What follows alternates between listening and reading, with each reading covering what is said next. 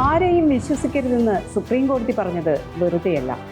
വിവാഹത്തിന് മുമ്പുള്ള ശാരീരിക ബന്ധങ്ങളിൽ ജാഗ്രത പാലിക്കണമെന്നും കോടതി മുന്നറിയിപ്പ് നൽകി. കോടതികൾക്ക് നിയമപുസ്തകം മാത്രം പരിശോധിച്ച് വിധി പറഞ്ഞാൽ മതി. പക്ഷേ ചില സന്ദർഭങ്ങളിൽ മാനുഷിക മൂല്യങ്ങൾ കണക്കാക്കി കോടതികളിൽ നിന്ന് ഉപദേശങ്ങളും ഉണ്ടാകാറുണ്ട്. പക്ഷേ ആരെയും വിശ്വസിക്കേണ്ടെന്ന് പറഞ്ഞ സാഹചര്യം വേറെയാണ്. വിവാഹ വാഗ്ദാനം നൽകി ബലാത്സംഗം ചെയ്ത കേസിൽ അറസ്റ്റിലായ ഒരാളുടെ ജാമ്യാപേക്ഷ പരിഗണിക്കുമ്പോഴാണ് സുപ്രീം കോടതി ആരെയും വിശ്വസിക്കരുതെന്ന് അഭിപ്രായപ്പെട്ടത്. വിവാഹത്തിന് മുമ്പ് ആൺകുട്ടിയും പെൺകുട്ടിയും അപരിചിതരാണ്. അതിനാൽ വിവാഹത്തിന് മുമ്പ് ശാരീരിക ബന്ധത്തിൽ ഏർപ്പെടുന്നതിൽ ജാഗ്രത പാലിക്കണമെന്നാണ് കോടതി പറഞ്ഞത്.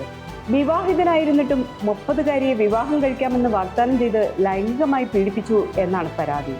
ഈ കേസ് പരിഗണിക്കുമ്പോഴാണ് justice B Nagarathna, justice Ujjal Bhuyan എന്നിവരടങ്ങുന്ന ബെഞ്ച് നമ്മൾ പഴയ ഫാഷനായിരിക്കാം, പക്ഷേ വിവാഹത്തിന് മുമ്പ് ഒരു ആൺകുട്ടിയും പെൺകുട്ടിയും അപരിചിതരാണ്. അവരുടെ ബന്ധത്തിന്റെ ആഴം എന്ത് തന്നെയായാലും വിവാഹത്തിന് മുമ്പ് അവർ എങ്ങനെ ശാരീരിക ബന്ധത്തിൽ ഏർപ്പെടുന്നുവെന്ന് മനസ്സിലാകുന്നില്ല.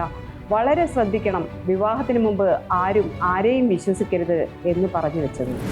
2022 ഒരു മാട്രിമോണിയൽ വെബ്സൈറ്റ് വഴിയാണ് പരാതിക്കാരിയെ പരിചയപ്പെട്ടതെന്നും ഡൽഹിയിലും പിന്നീട് ദുബായിലും വെച്ച് വിവാഹ വാഗ്ദാനം നൽകി പലതവണ ശാരീരിക ബന്ധത്തിൽ ഏർപ്പെട്ടു എന്നതുമായിരുന്നു കേസ്. പരാതിയിൽ തന്നെ പറയുന്നത് യുവാവിന്റെ നിർബന്ധത്തിന് വഴങ്ങി യുവതി ദുബായിലേക്ക് പോയെന്നും അവിടെ വെച്ച് സമ്മതമില്ലാതെ പീഡനത്തിനിരയാക്കിയെന്നും നഗ്ന ദൃശ്യം പകർത്തിയെന്നുമാണ്. ജാമ്യാപേക്ഷ പരിഗണിക്കുന്നതിനിടെ എന്തിനാണ് പരാതിക്കാരി യുവാവിനെ കാണാൻ ദുബായിലേക്ക് പോയതെന്ന് കോടതി ചോദിക്കുകയും ചെയ്തു.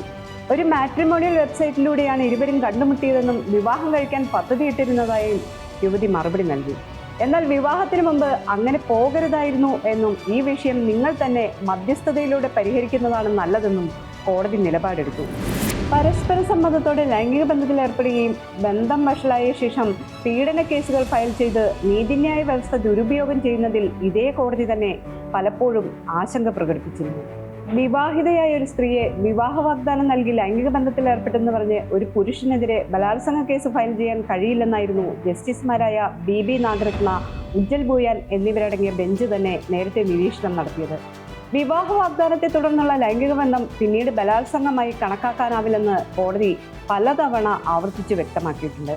അതിനാൽ ഇത്തരം കേസുകളിൽ നിയമപരിരക്ഷയില്ലാത്തതിനാലാണ് കോടതി ബന്ധങ്ങളിൽ ജാഗ്രത വേണം എന്ന ഉപദേശം നൽകിയത്.